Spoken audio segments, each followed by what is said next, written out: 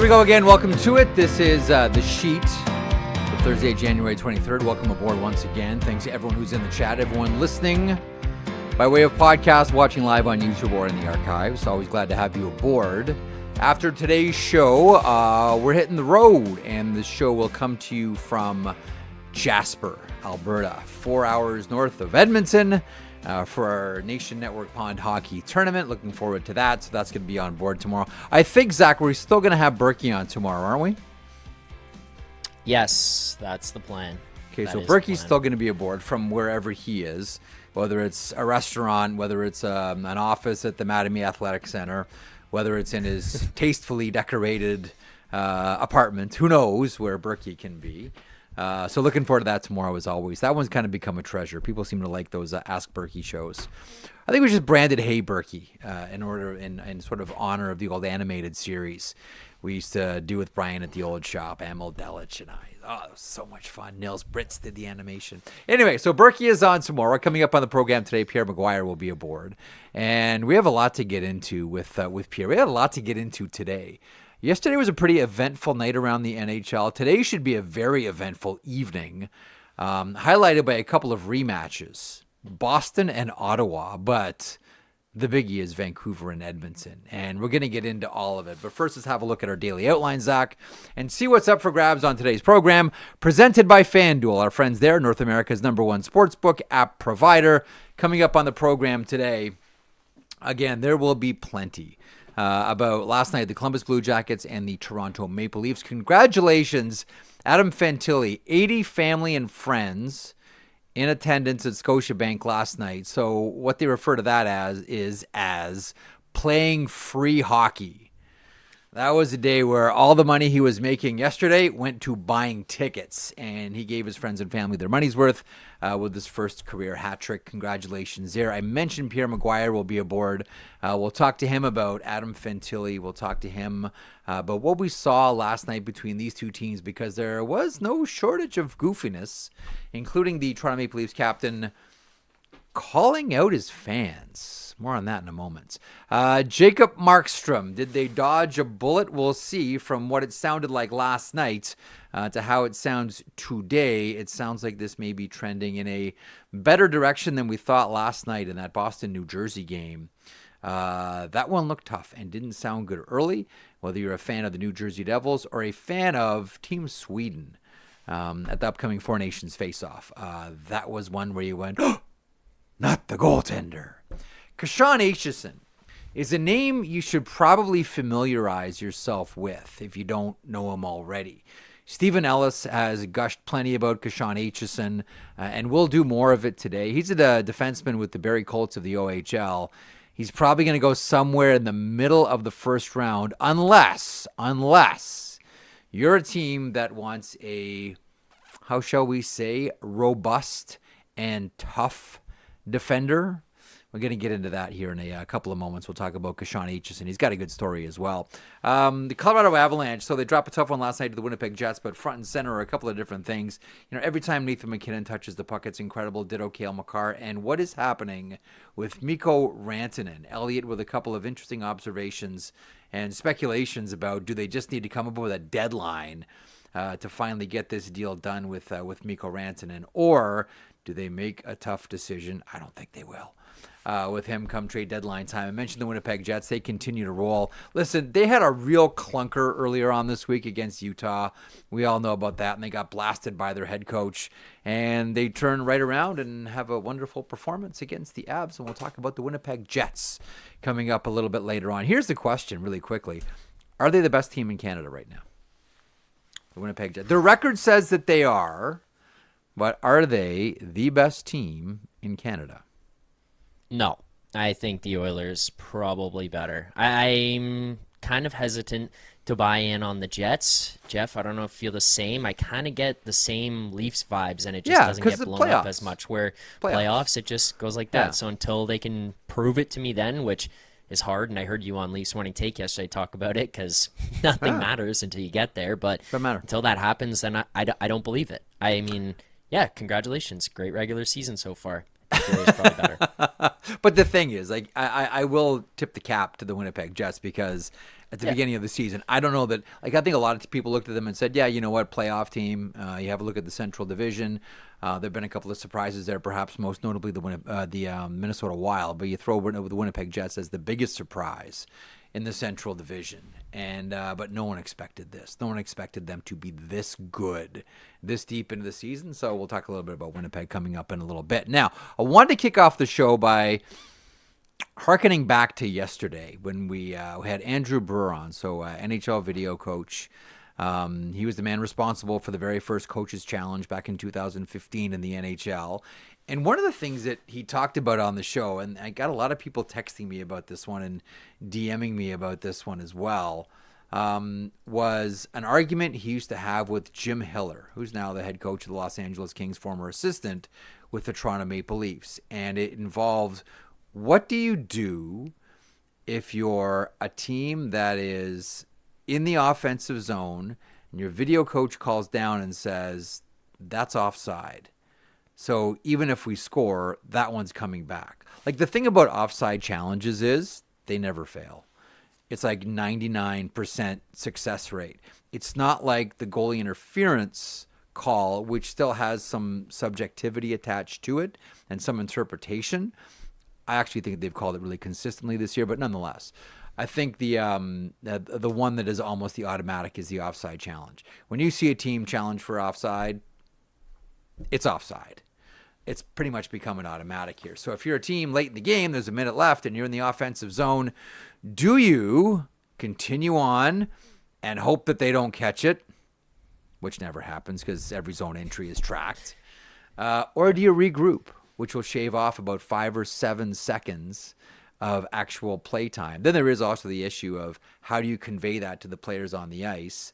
So I threw it out there. Like, what do you do if you're coaching a team, it's late in the game, you're trying to tie the game, and the video coach sends down the message, this isn't going to count if we get a goal. This is offside. What do you do? So I'll read a couple out to you. This from David Johnson. By the way, Zach, do you have a thought on that one? What would you do? I like it, and I think that I would probably regroup. Honestly, like, it's something that I've thought about when it's happening live, where I'm like, I know that one's offside, or that one would at least be subject to a challenge, and I'm thinking, like, don't score on this play. Don't score on this play. Well, if you could avoid it, then avoid it. Like, get out. Try again. Regroup. I saw a comment saying that would never happen because what if you turn the puck over? Like, I think you just got to go for it and try again.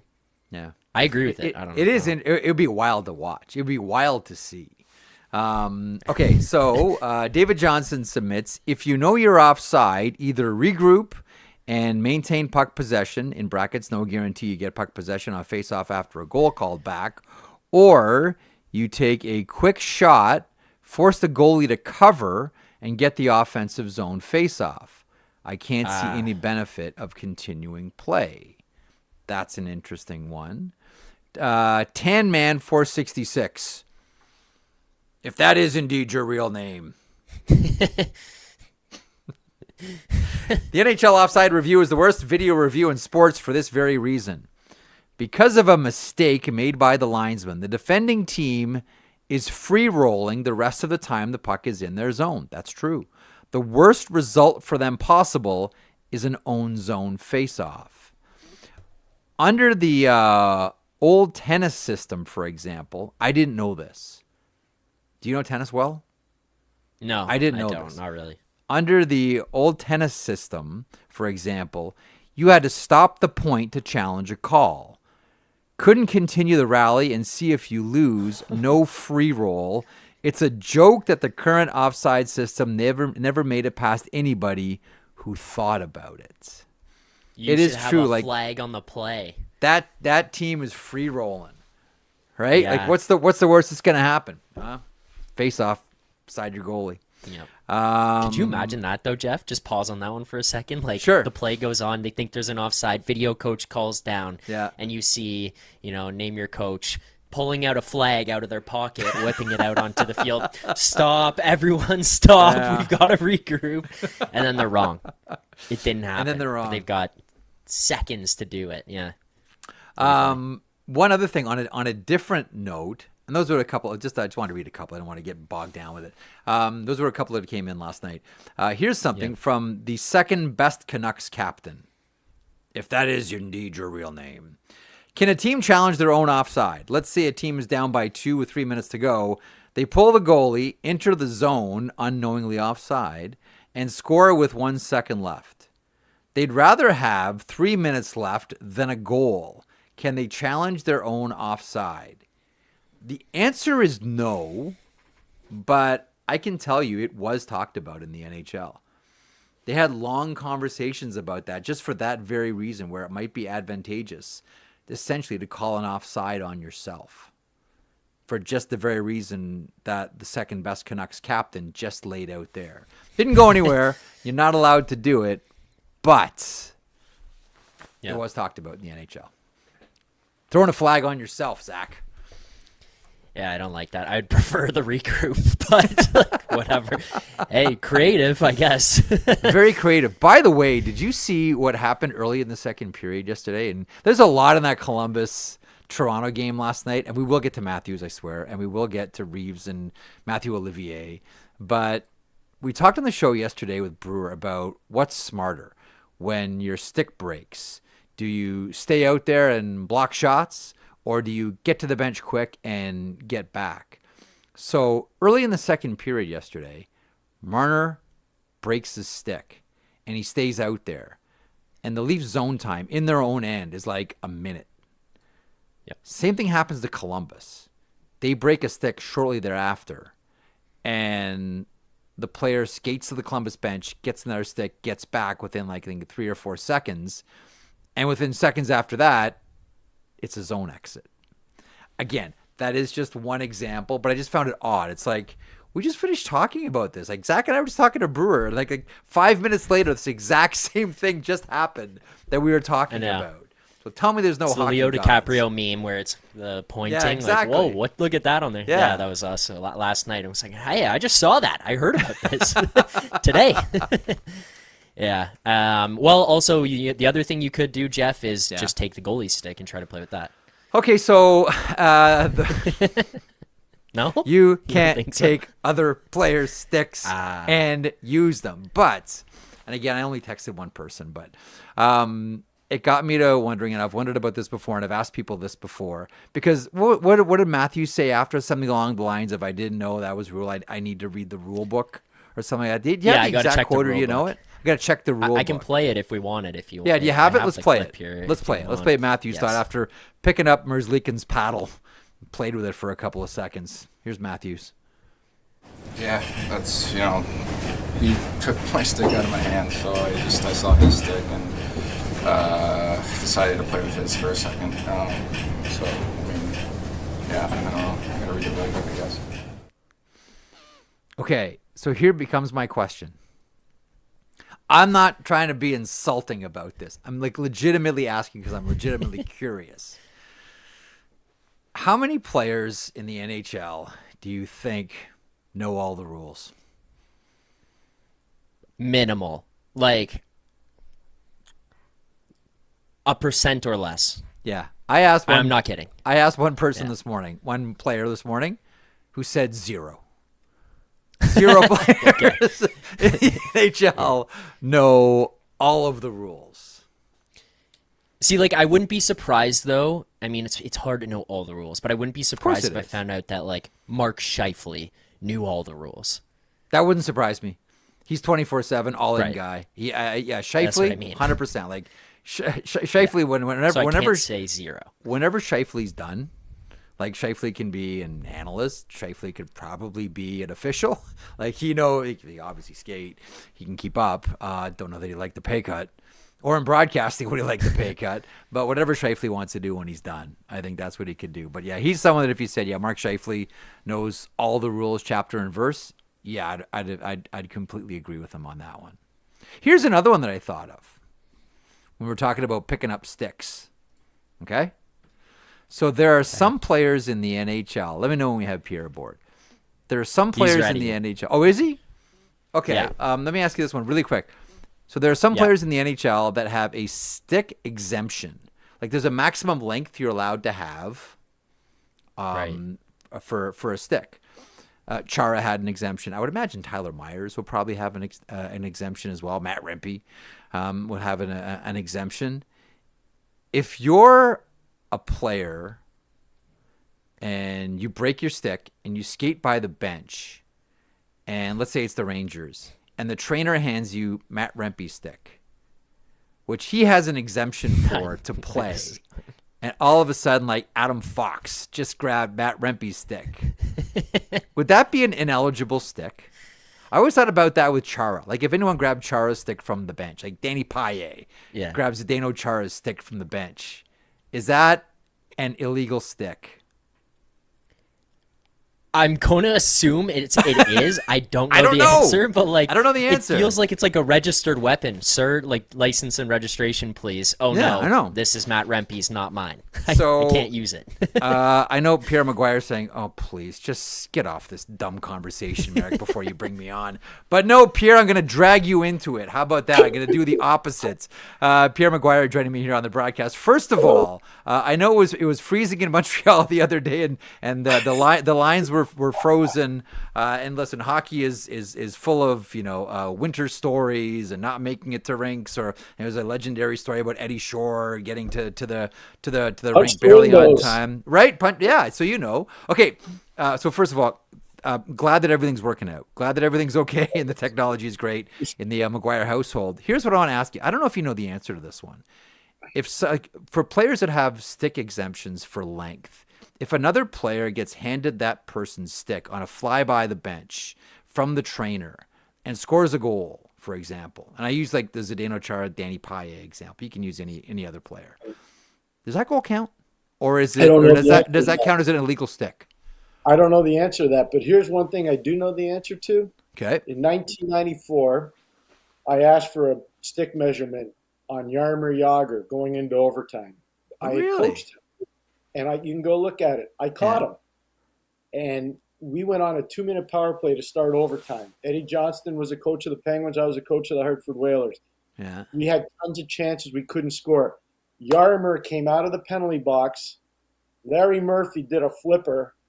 Jaromir caught the puck on side, went on a breakaway, came by our bench, gave me the finger, and scored the overtime winner. But here's the thing that you need to know. It's a true story. You could no longer call stick measurements after that play in overtime. Because of that moment? Yeah, No they way. brought it to the Board of Governors and changed it. So that's one thing. And I heard you talking before with Zach. I was smiling. I don't know if Zach saw me or not.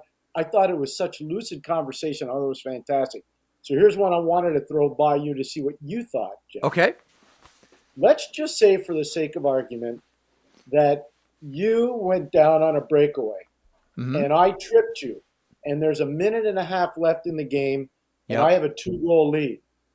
And all of a sudden, they tee me up, and they say, penalty shot for Marek. Mm-hmm. And your coach says, I declined the penalty shot. Yeah. I'd rather get the 2 minutes. 100%. I got a 2-goal lead. I want to 100%. run the clock. Yep. Why don't they put that in? Let the coach make a decision. I like that one. But then again, like I'm the kind of person that likes forced decisions in sports. Like it's sports. It's the Toys R Us of the world, right? Like it's supposed to be fun. Like force people into uncomfortable decisions. Like I'm the guy that likes, listen, you win the Eastern or Western Conference, you pick your opponent in the first round. PWHL does that. Like I love it. Like forced decisions. That's how you're going to make instant storylines. I'm with you 100% on that one. I do. I love that idea. Okay, so remember how we do in the playoffs, especially East to West, and I won't tell you the head coach in the NHL, but he was talking to me about it because back in the day when NBC had the rights for 16 years, I did a game every single night for 2 months. Yeah. So I was flying all over the country. So he said, why are we going 2-2-1-1-1? Why don't we let the home team decide how they want to set the playoff series up? Yeah. The team that's got the higher seed, let him decide or let them decide how they want to do it. I thought it was a good idea. It basically plays to the point you just raised. How about this one then? How many teams would choose to open on the road? I don't know. Just because of, that pressure in game one, everything built up to it. I don't know. I wonder how many coaches. I mean, I know there's a lot. Listen, there's a lot of owners that would say, "In hell, not a chance that's happening." But it's from a coaching point of view. Oh, here's an okay. So here, let me get back on the stick thing then, because that Jágr story is a great one. So let me ask you about this. And listen, you were right there on the bench to see it. I was always told that, and the touch point is Marty McSorley, 1993, and the stick challenge. That's a good story too. That's a great story. Walking by the stick rack. Hold on a second here. I was always told that in the first period and in the second period, guys would have illegal sticks because you'd never get called. When have you seen a stick challenge in the first or second period? Never. The third, you'd have the legal sticks that you would use. True or false? True, 100%. Well, I know with the teams I coached, 100% true, especially Jaromir. Yeah. He was one of the only guys that really took it to another level with our group in Pittsburgh that was obviously really good. I can't think of too many other guys that I remember that had that, but Jaromir definitely had that, no question. One other thing about sticks, now that you got me rolling here, Pierre, did you ever have Jeff Sanderson?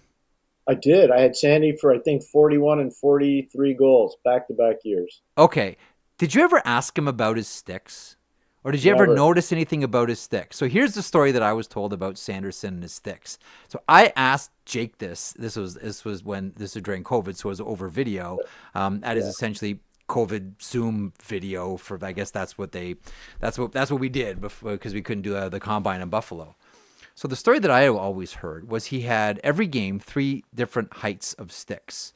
In the first period, he used his regular stick when he was full of energy. The second period stick would be a little bit shorter. And the third period stick would be even shorter than that to force him to bend his knees. As he would get tired throughout the game, he'd want a smaller stick, forcing him to bend his knees. Have you ever heard that one before about Jeff Sanderson? Would it surprise you? Would it surprise you? No, it would not. It would not surprise me. But here's the one thing I could tell you about Sandy. Sandy was about a 30 to 40 second a shift player. He was a guy that gave you everything he had for 30 to 40 seconds, and then you could see he went down conditioning. And it wasn't because he was out of shape. It's just that's how his body was built. Mm-hmm. But man, oh man, for those first 30 or 40 seconds, Jeff, he brought the heat. He could really skate. He could bring it. So I didn't hear that. I wasn't aware of it. Mm-hmm. But the guy that would know better than anybody would be Skip Cunningham, who was the trainer in Hartford and also Carolina. And Skippy knew every trick for every player. He was a legend. Skipster was an amazing guy. And, he's a Stanley Cup champion from 2006 in Carolina. But all those years, I mean, he was in the WHA as like a 17-year-old. And he had guys like Dave Keon and Gordie Howe. He had all these amazing players playing for the Hartford Whalers back in the day. Yeah. We got a couple of texts here from you from the chat. Jeremiah Maxwell says, Pierre, can you explain what made the sticks illegal? The curve, the size of the curve. I remember once Kerry Fraser was doing a game. I forget the player that we caught, but we caught him, and Kerry said it was really close. And I was like, "Oh, thanks for telling me. At least we got it right." But that was the curve. And then you talked about it, and I think positively so, about Zdeno Chara, and he had the extension, and I think Tyler Myers has the same thing in Vancouver, if I remember correctly. Most of the guys, I don't know what Rempe does or doesn't have, but I was really impressed by his goal that he scored the other day. It's nice on Sunday, yeah, it was really good. So, I don't know. I don't know, but that's the extension I think had to happen. For sure. Look at the size of some of the guys coming in the league now. It's amazing. No kidding. One other thing, and then I want to get to hockey issues. So Colton Davies is someone that works with us here at Daily Faceoff. And he sent me a note this afternoon. I'm like, oh, can I read this for Pierre? Because I feel the same way. He said, looking forward to the chat with Pierre today. He said it's fine to read this. He said, looking forward to the chat with Pierre today. He's a major reason why I correlate NHL players with their major junior teams. I always go, Logan Stankovic played for the Kamloops Blazers. Or Tyler Seguin plays junior with Plymouth. Always loved his calls on TSN when I was growing up. Now, I always hate it when people say, yeah, I was a big fan of yours growing up because it just makes me feel old.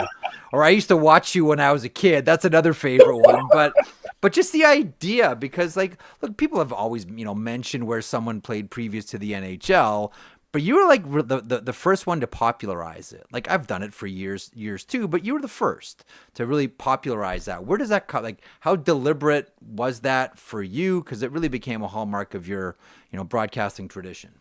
Probably because where I started as a college coach, I always paid attention to where guys came from because I was recruiting all the time. And you're not just selling an athletic scholarship. Sometimes you're selling a recruited walk-on a $60,000 education. So you want to know where they come from. You want to know their backstory. You want to know what their parents are all about. So I always paid attention to that. Then I started scouting in the NHL and coaching in the NHL. And I always wanted to respect the journey of the players that got to the NHL. Who's a coach that helped them? Yes. Who's the mother that drove them to the rink? Who's the small community that helped them get to where they are? Like I think of the Lemieux brothers. They grew up just north of here where I am right now in Mont-Laurier, Quebec. Nobody even knows where that is unless you're from Mont-Laurier. Who helped those kids? There's one indoor rink there. There's nothing else there. So just little things like that. And it always meant a lot to me to be able to respect the journey of players and where they got to and how they got there. I love it. That's a great answer. And Colton, thanks a lot for that one. He's someone who always appreciates it when you come on, who works here at Daily Faceoff. Thanks, Colton. Okay, let me ask you about Columbus. There's so much coming out of this. So Columbus last night goes into Toronto, and we know the term playing free hockey. Adam Fantilli's playing free hockey last night. 80 family and friends there last night. He's out of pocket. He's been scrambling for 2 days to pull tickets together, and they're rewarded with the hat trick. Really quick, I want to get to Auston Matthews' comments, but just, do you have a comment on Adam Fantilli? Where do you see him? How do you see his play? There's no denying the skill. It takes a long time for, I think, younger players to learn how to play the NHL game. And I always look at Fantilli and say he's still in that process. Some guys pick it up quick. I always say, like, I remember watching Game 29 and Ethan McKinnon, and it was like, that's when the light bulb went off, and it took him like under 30 games. Some guys, it takes a couple of years. Where do you see Fantilli right now? Just starting to get to where he needs to be. You know what, Jeff, I'm going to tell you, I'm not name dropping. I talk to Scotty Bowman almost every day. Yeah. He's my mentor. He and I won together. We have a great relationship. And one day he asked me, and this is before Fantilli was drafted, he said, "Who's Fantilli like?" And I said, "Well, Scotty, I watched him play at Kimball Union Academy for a coach named Tim Whitehead. I watched him play for the Chicago Steel. Watched him play at the University of Michigan. My son played head-to-head against him at the University of Michigan. And I think he's like Mike Modano. I think he's going to be just like Mike Modano." And Scotty goes, "Holy mackerel, that's pretty high praise." I said, his skating is way better than people think. He's freakishly strong. He can shoot the puck to a wall. He can shoot the puck in stride. All those things are Modano characteristics. They're all Modano characteristics. So that's who I think he's going to be like. I'm prepared to say this, Jeff, and I don't know if you agree with me. I know Connor Bedard won the Rookie of the Year last year. Yeah. But I'm just telling you right now, like, if this guy hadn't have been hurt last year, Fantilli, I think he could have won Rookie of the Year. And I say that with no disrespect to anybody. I think he's a special player. That goal he scored last night, the first goal of the game, the shorthand shot roof, that's a big-time play. That's a major league goal. Shorthanded, too, no less. Okay, so a couple more things to pull out of this one last night. So Ryan Reaves fights Matthew Olivier. Yeah. For no other reason other than Ryan Reaves hasn't had one all year, and he's hearing about it. Afterwards, Auston Matthews says something along the lines of being disappointed that it didn't energize the building. Where were the fans on that? And I thought about that last night after a few games to watch last night, and I thought about Matthews' comments. Like, because normally that does give you a charge. Like, how come it didn't happen? It's Ryan Reaves, it's Matthew Olivier. These guys are throwing punches from the cellar. It's crazy fight. And I thought to myself, well, it's because there was no reason for it. Like, it was just there because Ryan Reaves hadn't had a fight all year. There was no issue. This isn't Sean Thornton and Matt Cook. This isn't Bob Probert and Ty Domi after the heavyweight title belt display there was no issue there. It just kind of, there was the game and then there was the fight. And so am I reaching too much to say the fans didn't have an emotional attachment to that incident because It just existed outside of the game, or it seemed to exist outside of the game. Do you know what I'm getting? You know what I'm getting at there? I do. I think you're touching on a lot of really relevant points. I'm going to take it from the coach's point of view. Okay. You nailed it. He hasn't had a fight yet this year. His coach is a pugnacious guy and was a tough customer when he played crazy. He sees the opportunity. Remember now, Toronto gets last change. Yep. He sees Matthew Olivier on the ice early in the game. He doesn't want his guys sleeping on this game. He knows what happened the last time Columbus and Toronto played. It didn't end well for Toronto. He's saying, I'm going to get this guy out there. He's going to figure it out. They're going to get engaged right away. So they do. And so I'm saying the coach sets the table. The players all around understood, because guess what happened? Everybody kind of set up a mini ring. You see what happened? All the players and they're like, it's for you guys. Take it away, boys. Yeah. And the other thing you didn't see, the linesmen never got involved. They just said the three most feared words in hockey, let them go. Yeah. And that's what happened. And I don't think the fans really caught up to it. I don't. That's not the point, though. The point is that was called a table setter. Ruby wanted his guy to make sure they established we're the biggest, baddest, meanest mothers in the valley. And you're not coming in here to run around in our building. And I think he kind of did that. Because if you really think about it, I thought that was an Elvis Merzlikins game last night. I don't think the Leafs were that bad. I thought Merzlikins was really good. And there was a question whether he was going to play after we went down in practice earlier on that day. Yeah, I saw that. I do want to ask you about not who the toughest fighter you ever saw up here, the toughest fighter you ever had, who was like the king of the jungle. I don't want to ask that one. Yeah. I want to ask you this one. It's similar, but who did the job the best? And I want to frame it this way. When anyone ever asks me that question, my answer is always 2007 Darcy Hordichuk. So Darcy Hordichuk for Nashville in 2007 had 60 penalty minutes, 12 fighting majors. He didn't cost Barry Trotz 1 minute shorthanded. He did the job. All of his penalty minutes were fighting majors. 12 fighting majors, 60 minutes. That was like, if you look at doing the job perfectly, Darcy Hordichuk did the job perfectly. Didn't cost his team. He was tough. His fights in the International League with Mel Engelstad were legendary. But like when you think about like, by the way, I had Mel in PEI. Just so you know, I had Mel. You had the Mangler. I did.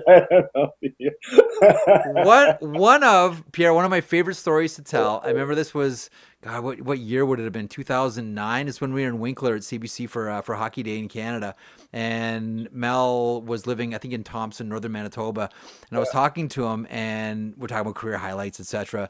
And he said, I think it might have been like I can't remember, Washington-Chicago preseason game. And he asked Probert to go, and Probert's like, preseason, kid. And he's like, oh, please, Mr. Probert. He was a huge Probert fan growing up. And he said, Probert said, okay, fine, we'll do it, kid. And he said, they dropped our mitts and the puck dropped. And Probert hit me 3 times in the face really hard, really fast. And all I could think was, how cool is this? Bob Probert's punching me in the face. My hero is drilling me. That's Mel Engels. You had the Mangler, eh? Yeah. Oh, wow. Davey Allison was a coach. I got sent down there because we were in a lockout phase that year. So I was actually working with our prospects down there. So that's really cool. I had a great time. So you asked me who did the job the best? One of the most underrated guys was Colton Orr. Colton Orr was really good at it. Jody Shelley was really good at it. He was really underrated in terms of being able to do it. If you're going to ask me about who's one of the best all time, Ty Domi was really good. Yeah. Ty was really, really good. We made a point in '92. We played them in the playoffs. Ty was playing there. Chris King, Ty Domi, and Darren Turcotte were aligned, if I remember correctly, and I think I do. And we made a point. No matter what Domi does, don't go near him. To all our players, don't go near him. He's just going to suck you into getting a penalty, and it's no good. You don't want to do that. Let him run around. That's fine. I thought Joey Kosar was really good at his job. Oh. I thought Joey Kosar was so good at that job. His right hand was just a hammer. It was just crazy hard. I can't imagine, like, if I spent a career like Joey Kosar did, hitting helmets as hard, and he punched like Tyson. Like Probert was the toughest of all time, but like guys were terrified of fighting Kosar. Like, I don't know how he doesn't wake up in the morning and have to straighten. Maybe he does straighten his fingers out the way, and he put up like 370 pims every year, and he threw hard. I don't know that I ever saw anyone throw harder than Joe Kocur. You know who else was really good at that job? Dave Brown was really good at that job. Lefty. And that was a big thing. You tell your guys, and you made sure. Like, I'm not telling you the scouting report, but it's not free. Because if it is, he might kill you. And you're like praying, please make sure the guy ties his left hand up. He might get killed. So there were a lot of guys. You'd watch a team and try to help guys too. You just didn't want them to get crushed. Okay, speaking of crushers, let's take it up to this year. Let's take it up to this year's draft. I mentioned off the top of the show, Sean Aitchison, defenseman for the Barrie Colts of the OHL. Another Marty Williamson product. What a job Marty's doing on his second go around in Barrie. Unbelievable. Marty's been fantastic. You're right. He's done a tremendous job. You're bang on. Stephen Ellis, who does a lot of our prospect work here and draft work. He just gushes about him, and for good reason. Kind of a throwback player. He has an upbringing where, his grandfather was very active in his life and helping to get him to games and equipment and these types of things. He's had like a lot of hardship that he's had to overcome, never taken anything for granted, works hard, great attitude, all of it. Like, he'd be a real benefit for a team in a lot of ways. Kind of a throwback guy, Pierre. I know that when you watch Aitchison, I can see already the smile on your face when I say the name. What goes through your mind when you hear or see Sean Aitchison? Stabilizing player in a game, guy you can count on at the end of a period, guy you can count on at the beginning of a period, guy you can count on at the end of a game. Slick puck mover, vastly underrated, I think, in terms of his puck moving ability. But a guy that, as he continues to grow, continues to get strong, continues to get a little quicker, he's going to make a big difference for a team. Most teams people I've spoken to, anywhere from 12 to probably 20 in the draft, maybe 22, but he's a first-round pick. He's going in the first round. Oh, no doubt about it. And someone's getting, like, hitting is so interesting now, like contact. You don't want the guys that chase it, but you want the guys that can deliver it. You chase it, it's a 2-on-1, it's an odd man rush going the other way, 3-on-2, etc. Do you have a thought on just how hard it is to hit effectively in the game now where everybody can skate? It's so hard too. And if you're not angling properly with the red line out, allowing the 2-line pass, it's very, very difficult. That is such an important art. One of my favorite players, and we tried to acquire him in a trade with Vancouver, was Michael Pekka. I thought the world of Michael Pekka. And for a guy that weighed 175 pounds, he hit like he was 230. And his hockey, there's a reason why the Rangers are the top face-off team in the league. Michael Pekka's there teaching those guys. He's phenomenal at doing that. So I like those players. Two of my favorites I had the privilege of coaching, Ulfie Samuelsson, who was really good at that, and the late Brian Marchment. I had so much respect for the late Brian Marchment. I know some people are probably out there saying, he used to go knee on knee and do that. Brian Marchment was so much fun to coach because his passion level for the game was phenomenal. Yeah. And he was feared by the other team. He was feared. He really was. So it's hard to hit an open ice. It really is hard to hit an open ice. One of the let me swing back to Pekka there a second ago. One of my favorite things to watch, and Pekka was the master of this, and you know where I'm going. If he was sitting for a minor penalty, he would wait in the box a second or two later to catch someone. He caught Domi once. Oh, you can find it on YouTube, folks. Just a Pekka Domi coming out of and he would stay in the box 1 or 2 seconds extra just so he could surprise someone coming up ice. He wasn't a big guy. Oh, not a big guy. Maybe 175, Jeff, at the most. One of the best visits I ever had with him, fortunate enough to be part of the 2002 Olympics. They win gold in Salt Lake City. Yeah. And Mario's there, one of my former players. Chris Pronger's there, one of my former, like all these guys, you get to know them. And I sat down with Michael Peck and his family, and it might have been maybe the coolest half hour I've ever had. Just so polite, so nice, so appreciative of the opportunity. I've always been a fan of Michael's. He was coaching in Rochester in the American Hockey League when I was working up in Ottawa, and our farm team was playing them in the playoffs. And he and I went out for dinner. It was so cool just to sit with him. It was real. I'm such a big fan. I think he's going to be a head coach in the NHL. Michael Peck is going to be a head coach in the NHL. Don't disagree. To tonight, I don't know what to expect. Part of me says nothing. Another part of me says line brawl off the opening faceoff. Dickey's involved. Rick Tockett's involved with this one, and you know where I'm going. I do know where you're going. You didn't even have to tell me. No, I was talking about Ottawa, Boston. I'm coming off that Saturday afternoon game that we saw, which could be the game of the year. Right away, Pierre said, "Oh, it's talk. You know something's gonna happen." I remember 22 on the Orange team. Oh man, you didn't want to go in the corner with him.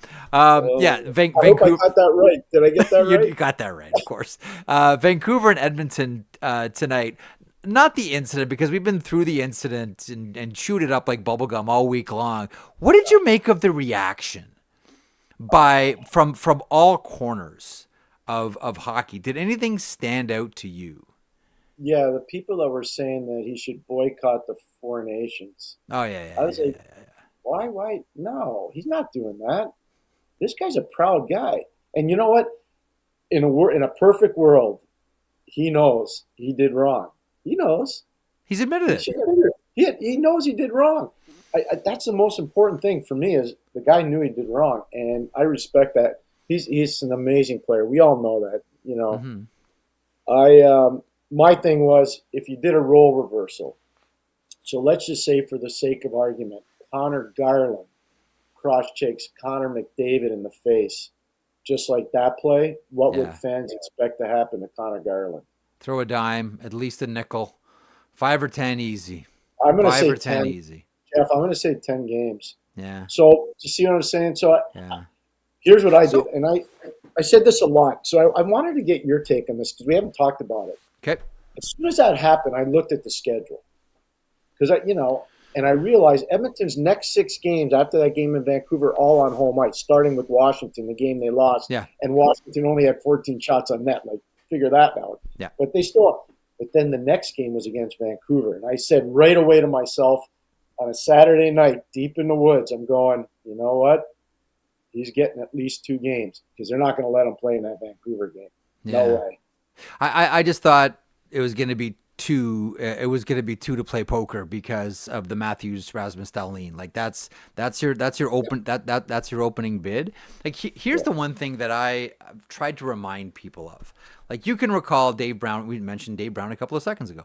You remember Dave Brown and Thomas Sandstrom? That was 15 games. 100%, right in front of right in front of the net. That was 15 games.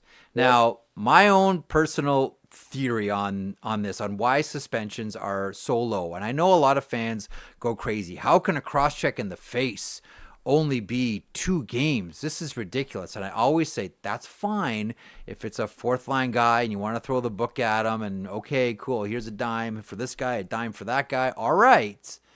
But I think everybody knows, managers know, the Department of Player Safety knows, what if it's a star? What if Ovechkin does it? What if Crosby does it? What if McDavid does it? What if Eichel does it? Et cetera, et cetera, et cetera, et cetera, et cetera. And the precedent has been set that we're sitting guys down for 10 games. I maintain that that's why these suspensions, unless they're like accumulative, are low initially. Because there is always a chance that one of the star guys is going to do it, and you don't want to be sitting out too much. You agree? I couldn't agree more. I think you're spot on. I've been in these arbitrations with some of my players. So I kind of know how it goes now. But yeah, no, I think you're on. No, I don't think you're a little bit right. I think you're 100% right. My whole thing was, again, and I don't know how many fans did that, but the first thing I did is I looked at the schedule. Yeah. And I was like, when's the next time they're playing Vancouver? And I was looking, oh my gosh, it's in 2 games. So I said he's getting at least 2. I wasn't sure if he was going to get 3, but I thought 3 would be on the long side, but guarantee it 2. But the other part was 6 straight home games for Edmonton after that Saturday night game in Vancouver. So I think the league understood it wasn't going to crush their season. Yeah. And they definitely need him to sell. I don't care what anybody says. They need star players to sell tickets. 100%. And I think of, and we'll end on this one, Pierre. I think it was Conn Smythe who said this, or maybe it was actually may have been Punch Imlach. It was someone from Toronto, from sort of that vintage, and they were talking about the nature of animosity and hatred and fighting and violence and this type of thing, and I thought of this on Saturday watching Edmonton and Vancouver go at it, because like you, it's like, ooh, when are these guys playing again? And the line was something along the lines of, we're going to have to do something about all the violence in the game, or we're going to have to build bigger arenas. So here, this is a Scotty Bowman story. Okay. It's not a long one. We're just sitting there watching a game one night, and he says, how come everybody's standing up? Oh, yeah, there's a fight going on. Nobody ever sits down when there's a fight. Everybody stands. Mm-hmm. It's amazing. You want to create emotional points in your game. A lot of empty calorie games, emotionless games in an 82-game season. Anyhow, for another day. Pierre, always good catching up with you and being with you. You be well. Thanks for indulging me in trips down memory lane and goofy trips along stick violation conversations. And you listen. You always humor me when I go down these goofy lanes. So I really appreciate it. You always make them sound somehow intelligent too, which is remarkable. Somehow my goofiness has a direction. Thanks, pal. You be well. We'll check back soon. Take care. Talk to you soon. Take care. There he is, Pierre McGuire, joining us on a weekly basis here on the sheet. Chat's hot too. Cliffster, great analysis. Jeff, you are correct, sir. Attaboy, Cliffster. Pat myself on the back. Oh, look, there's my navel. Anything stand out from Pierre for you there, Zacharoo?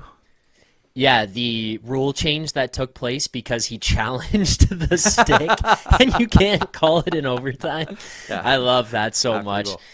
The other thing too was the declining the penalty. I've always thought that would be like an interesting concept that you guys were discussing there. I've always thought that would be something, or like declining the penalty shot and opting for the penalty rather than that. Like those things I think are cool.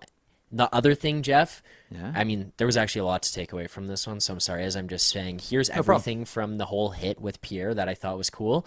But the other one was the choosing the game path of a playoff series. Oh, yeah. Like, what would I was started thinking about when you guys are talking about that, the most insane, but like all the goofiness that surrounds opening night. So that one would be an intriguing one.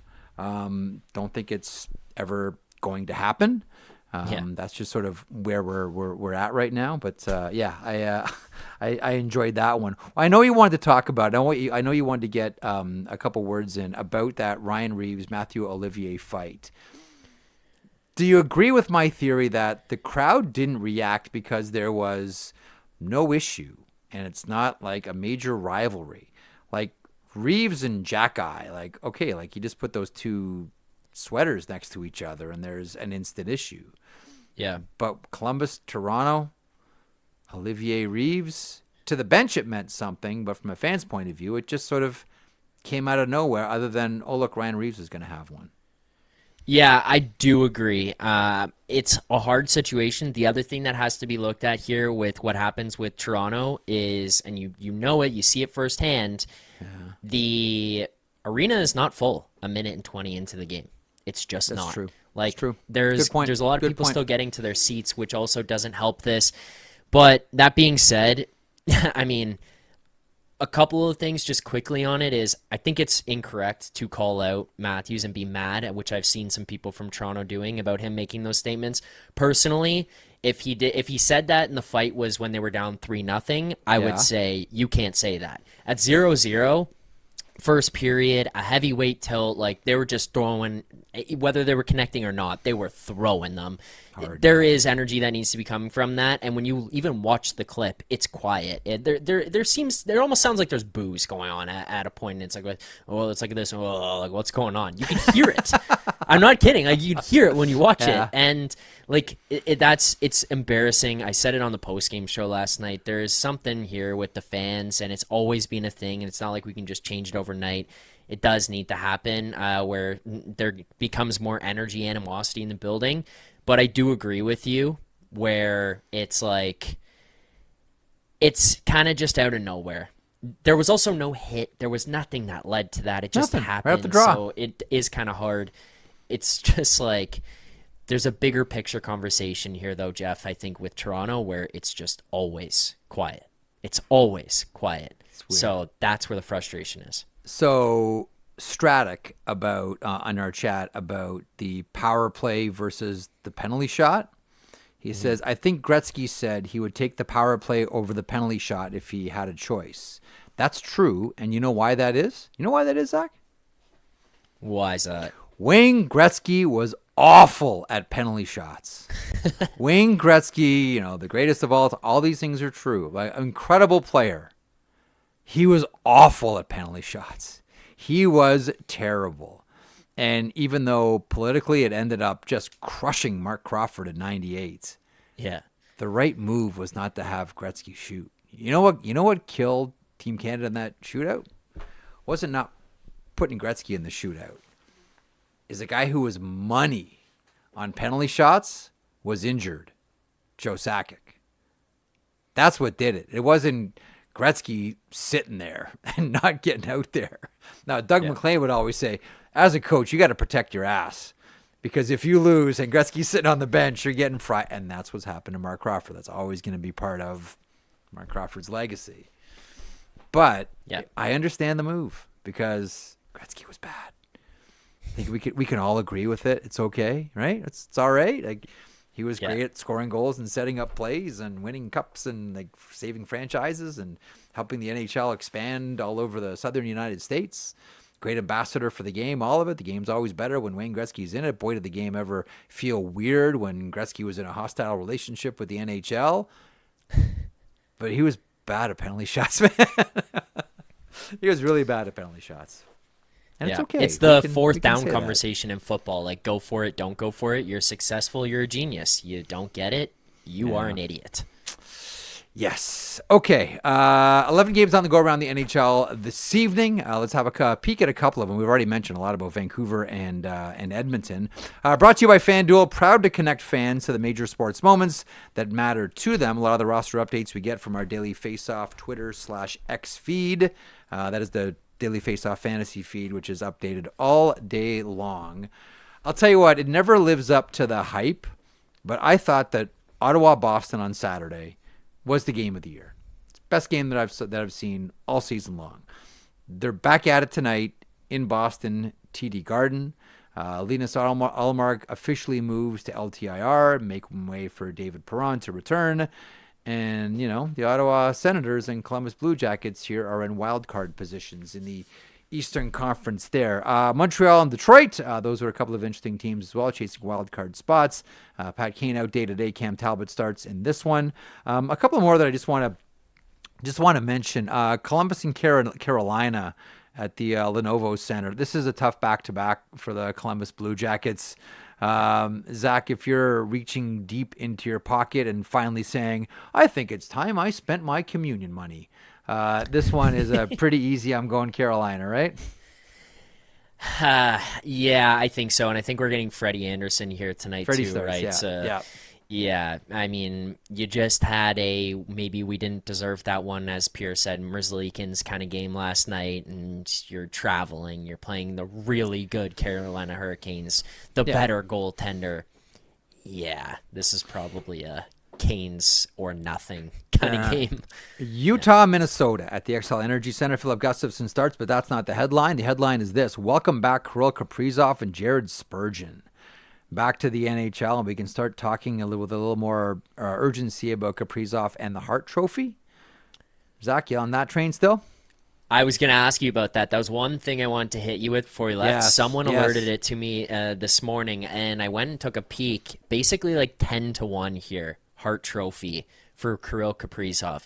You see those happen with players. They get injured, they miss a couple of games, and boom, odds dip. And I'm like, has it really affected him that much? Like, has it been that bad? We'll find out starting tonight. Karel Vejmelka starts for Utah. No Sergachev, upper body day-to-day there. The Dustin Wolf Show is back on today. The Calgary Flames face off against the Buffalo Sabres. Just me, or are you noticing more noise around Dustin Wolf and the Calder Trophy? And I do wonder if this has a lot to do with Craig Conroy's comments from last week about it. No, it's your comments here talking about Craig Conroy's No. You're pumping it up every day. Oh, okay. Yeah. No, I think it's legit. I think it's a legit point. I really, really do. Vancouver, Edmonton. Again, I don't know if we get a line brawl off the opening face-off tonight. if we do, it'd be the weirdest opening face-off line brawl because the issue is a hold, a missed holding call. Why'd you guys do that? Well, the refs missed the hold. That's what I'm gonna say. That's what I was gonna say. I'm asking you. I keep seeing all this stuff, and I saw Biz on the Spit and Chicklets pod the other day saying, they messed up because you could have had these guys play in the game. Okay, sure, someone might have fought Tyler Myers. What was McDavid and Garland gonna square off at center ice? No, no. And then also to the. But don't you think it will be a long night for, rightly or wrongly, for Connor Garland? Oh yeah, 100%. Over a hold. That's gonna be a thing. Over a hold. Yeah, but I'm just like, what is this? This is not like Rock'em Sock'em that we're gonna see here tonight, where someone's gonna have to line up and go Connor Garland. Like, he was holding him. He was holding him, Jeff. There's not gonna be there might be. Let's not say there's not going to be. Yeah. There might be, but I don't see how it makes sense for it's like there has to be a fight tonight or the Oilers are soft. Like, what? No. I always love the hyperbole, and you watch the language around these things. He was mauling him. He was holding him. It's a hold. It's a hold. He was assaulting him. He was holding him. It's actually a really smart play in the dying. I would do the same thing. Mm-hmm. Go back to the bench. Rick Tocchet gives you a cookie. Good job. Well done. And this one should be fun. Although it would be even more fun if we're in Nashville. SAP Center tonight. San Jose Sharks hosting the Nashville Predators. Yaroslav Askarov. You know how Nick Alberga always talks about revenge games? Yes. Askarov versus the team that traded him. Although I don't think that he minded being traded. As soon as you sign that long-term extension, if you're a Askarov, hold on, hon. I'll get to breakfast in a second. I'm calling my agent right now. Yeah. It's not like he had they signed some plug to a long-term deal, and he's like, "What the heck? I'm better than that guy." Yeah, it's a pretty good goaltender. Yeah. Can you get me anywhere? He almost went to San Jose at the Nashville draft. The proposed deal. San Jose was selecting 4th overall. They took Will Smith, and that's who Nashville wanted. And the offer or the discussion was Nashville, San Jose, and it was Askarov going the other way. Might have been more players involved too, but I know Nashville wanted to make a big trade in that first round. That was the one that was on the table for that 4th overall pick, and Nashville would have taken Will Smith. I believe. I think a lot of us believe as well. But that almost in the alternative universe of hockey by way of trades, what happens if Thornton was traded for Luongo and that Boston Florida deal? How much different are those two teams then and even now? Askarov and going to the San Jose Sharks, the 4th overall pick, certainly would have been interesting. Really quick, Elliot wrote something in his notes today in 32 Thoughts. You want to pop this one up? This is about Mikko Rantanen and the Colorado Avalanche. Do we have it? No, don't have that. What do you got? I just had a comment from it. I was going to ask you about. Yeah, I just wanted clarification because we heard they're talking about. Elliot pointed out, is this something you want to set a deadline on? And brought up Landeskog and specifically how he signed in late July and everyone knew he was going to come back. Yeah. So can I jump on that? Can I jump on that? For that? So I still think that at the end of all of this, that Rantanen resigns with the Colorado Avalanche. Don't mess with happy, right? At the end of the day, and you're happy and you're successful, and it's a team that's going to be competitive for a long time. The thing about Landeskog, there was a feeling out there that, everyone was kind of playing chicken here a little bit and who was going to blink first. And both sides wanted it to happen. That's why it took so long. Otherwise, Landeskog would have signed with someone else. The team that I was told was all over Landeskog, that if he wasn't going to Colorado, he was going to the St. Louis Blues. That was a team that was all over Landeskog. They wanted Landeskog in their lineup to the point where I believe Colorado had discussions revolving around a contingency plan if they lost Gabriel Landeskog to the St. Louis Blues. His replacement was going to be Philip Forsberg. that they had talked to Nashville and riding shotgun with McKinnon, just like, imagine that for a second, was going to be Philip Forsberg. Obviously, none of it happened. Again, to the alternative universe in the NHL. And Landeskog we signed. Have I ever told you that Landeskog is my favorite player? No. Have I ever mentioned that to you? No, My you favorite haven't. player. I'm just like, every day that goes on, it's like, is he playing again? Is he back? Can he please come back? I just, like, honestly, I love everything about the way Gabriel Landeskog plays. I know it's McKinnon this and Cale Makar that in Colorado and Rantanen, etc. Give me Landeskog all day long. My favorite player in the NHL. Yeah. Well, I think my favorite player is also on that team, but it would be McKinnon. Yeah, he's not bad. 29's pretty fast. Must be nice, okay. hey? It must be nice on the ice just saying to yourself, I want to do this, and then whatever it is, you just go and do it. You know, like, I'm going end to end now, and you go and do it. Yeah. Like last night he's shooting bank shots to himself off the post and getting his own rebound. Like, what are we doing? This is the National Hockey League. Yeah, it's my own personal beer league. Like, I'm going to be a rhinoceros on skates. Here I go. Try to stop me. Here I go. I'm Nathan McKinnon. Like, there is something just spectacular about watching that guy in full stride. Yeah. You know, when he gets that, like, drop pass and he's gonzo.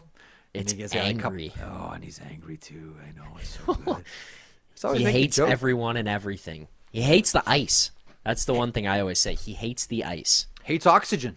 Hates everything. Just angry at everything. Pissed off about everything in life. Doesn't mean that I'm going to win the Stanley Cup. I'm pissed off at it. Yeah. We used to always joke, does he have upper teeth? We're not sure.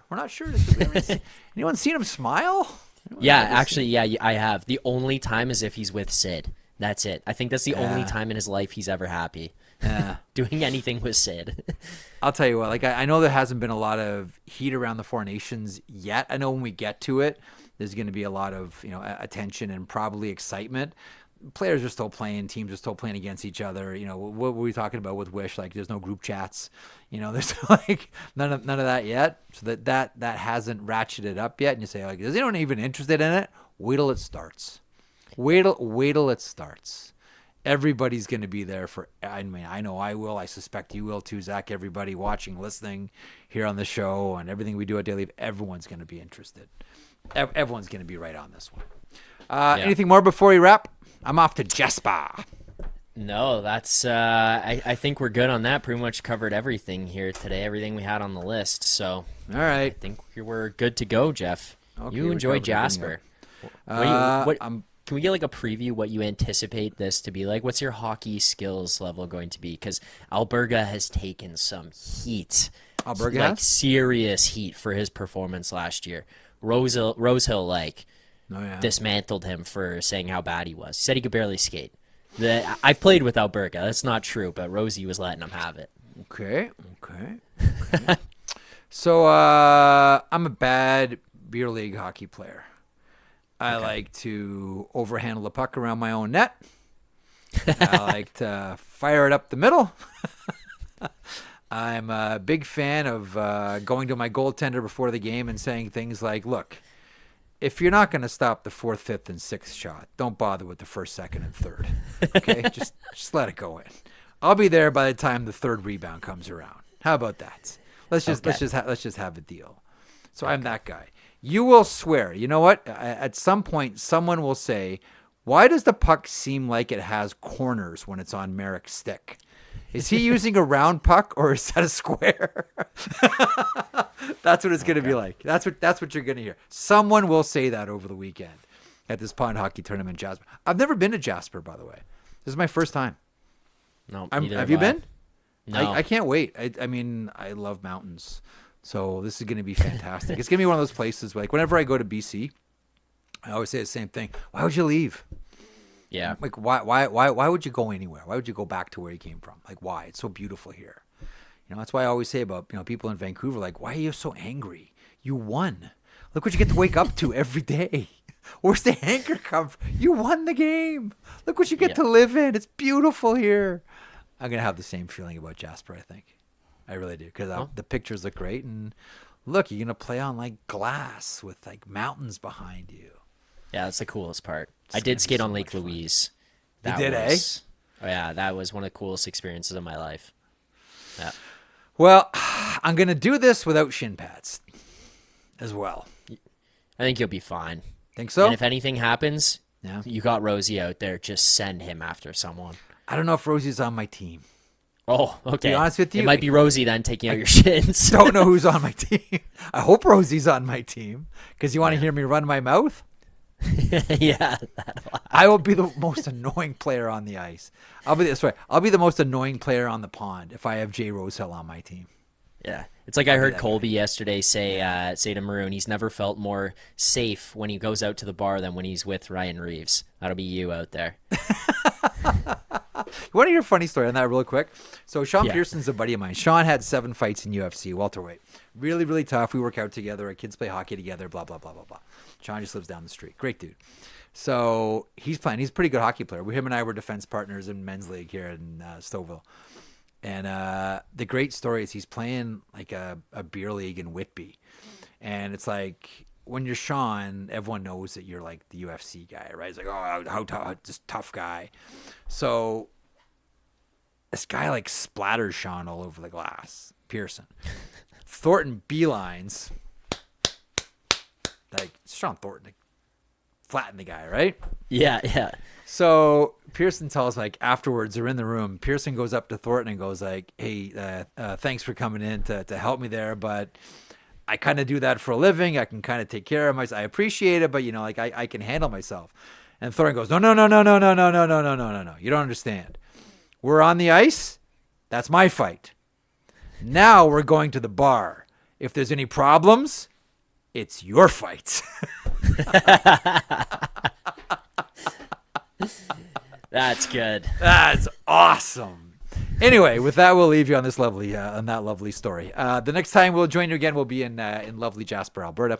Until then, enjoy the games tonight. Who knows what's happening in Edmonton, Vancouver, whatever it is. Enjoy it. We hope we see a game between Boston and Ottawa as good as we saw Saturday afternoon between those two teams. Whatever you choose to watch, I hope it's a good one for you. Back 3 o'clock Eastern, noon Pacific on the sheet tomorrow. Enjoy your Thursday.